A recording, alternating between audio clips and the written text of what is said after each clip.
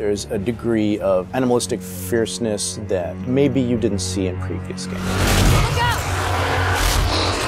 The conditions and the context are what pit a hero and antagonist against each other. For this game, we're going to get to see a lot of complexity to their civilization. From their worldview, what they're doing has to make sense. Trying to figure out ways to tell that story without interfering with the shooting aspect of it has been a really challenging thing. We've gotten glimpses open as to whether it would ever erupt. Manipulate them and give them emotional coloring and context. We wanted to create something that could stand alone and be an enemy that is just as challenging, just as engaging as the Covenant has been in the past for Halo. A lot of that initial discussion was around if you had this incredibly evolved race and they were well beyond humanity, the Covenant, what would that look like?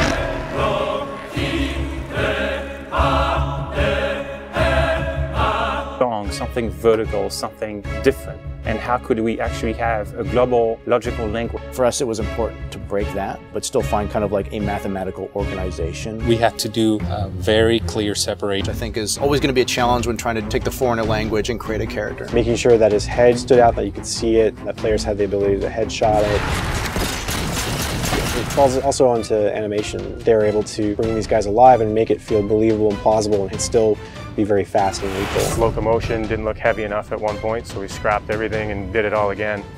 The knight's like 12 feet tall, so if it doesn't feel heavy and menacing as it's walking around and doesn't intimidate the player, then we're not doing our job. There were not a lot of real-life elements that we could take. There are joints there, some of them are not physically connected. They're holed up with the space in between them, which is some of the features that the architecture has, which is big, massive buildings like floating, defying gravity. We wanted to keep some of that mystery and kind of the unknown in the characters as well. We even have the little micro driver arms in here, and then all the way to where we turn these layers off. We have the glowing skull. We thought it would be more of an impact if it's like a sarcophagus. It opens up and it's showing all this aggression. There's certain ways to approach fighting and lead with a group of grunts, and really what we wanted to do was change that up. The Covenant are tried and true. You know what you're going to get out of a grunt, you know what you're going to get from a jackal with his shield, the toughness of elites. Here are the brand new hooks to the sandbox.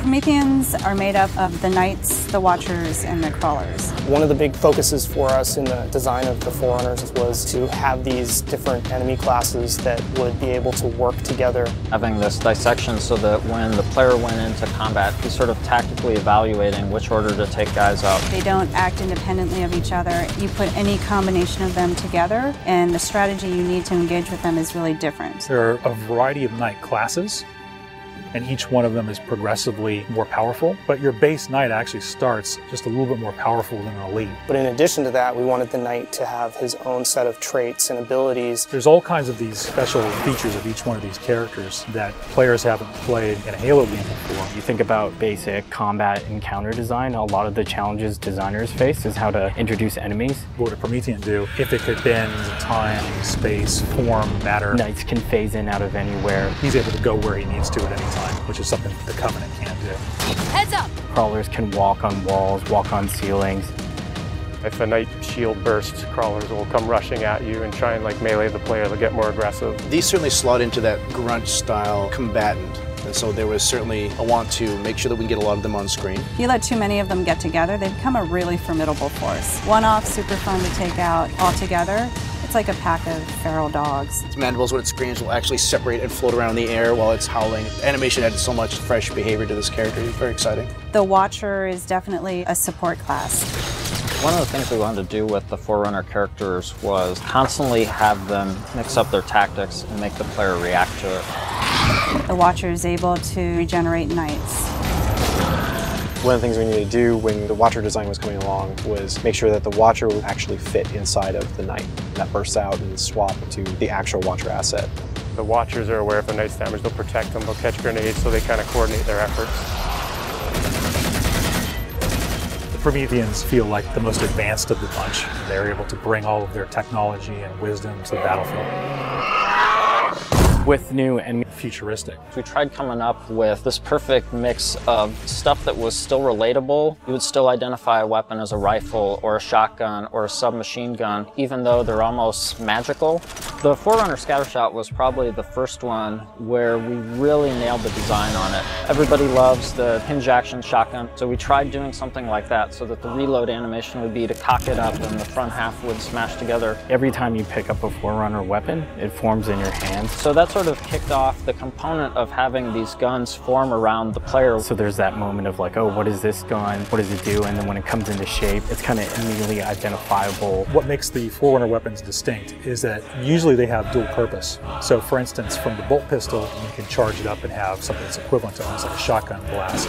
In the case of the light rifle, we actually experimented with doing dual firing modes. We tried to make it so that it was the best of both worlds with a BR and a DMR. It works like the battle rifle when you're not scoped. That has a little spread, has 3-shot burst, and it works like the DMR when you are scoped. So it's like a mini sniper rifle in a way. It actually changes to a different firing mode where the projectiles are stronger.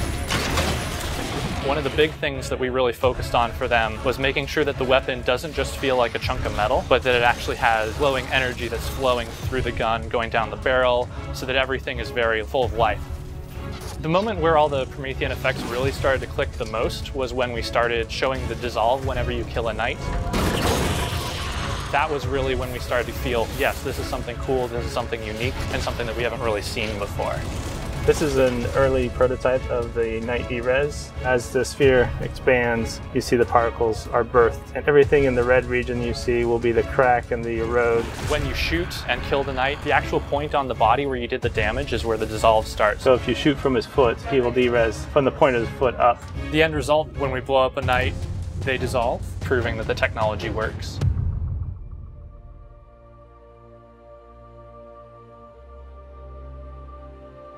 I look at the changes that we're making, and it really feels like we're making a sequel to Halo 3. And that's exactly what we're setting out to do. We have the Covenant from previous games. We have the UNSC. We had all these things to take from, like, all right, we can make a new take on this, but we had zero information to some of this Forerunner stuff. We're not just on a Halo, we're on a whole planet now.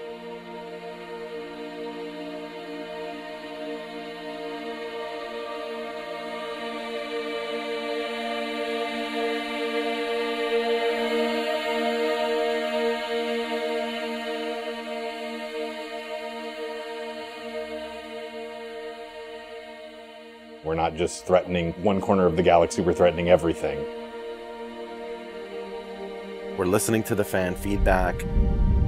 We're incrementally evolving different aspects of the game design, but there's nothing really revolutionary. And I think that's important, because I think really good design is evolutionary, not revolutionary. And I think at some points we got in our heads with this game that we're just going to make another Halo. I don't think that's what people want. They may think they want that, but what they really want is something that speaks to the things that they love, but then provides them with something new.